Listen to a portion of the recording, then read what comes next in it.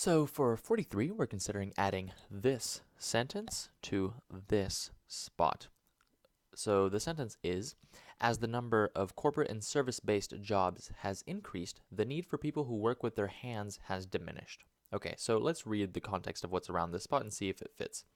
Um, so though only about 3% of the Netherlands' municipal waste ends up in landfills, repair cafes still raise awareness about what may otherwise be mindless acts of waste by providing a venue for people to share and learn valuable skills that are in danger of being lost. If we put it in, it would read then, as the number of corporate, service-based jobs has increased, the need for people who work with their hands is diminished, and then it goes on to say it is easy to classify old but fixable items as quote junk in an era that places emphasis on the next big thing. So maybe I should have read without the insertion. You can maybe do that by yourself. But once you read the context here, so we're saying that Repair Cafe still raises awareness, helps people share valuable skills, and it's easy, basically goes on to say it's easy to call older items as junk because we're always focused on the next big thing.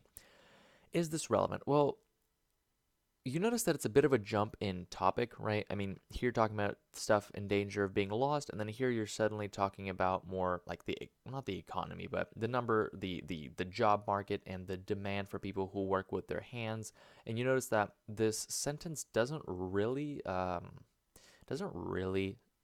help make any point, and it isn't elaborated on. So it kind of becomes this sort of awkward, somewhat irrelevant insertion because it's like, oh, and by the way, the need for people who work with their hands has diminished, and then you go on to talk about something that's completely unrelated to this. So for that reason, we probably don't want to insert this sentence. So A and B are going to be out. But what is the reason? Either C, no, because it blurs the paragraph's focus by introducing a topic that is not further explained, or D, because it contradicts the claims made in the rest of the paragraph.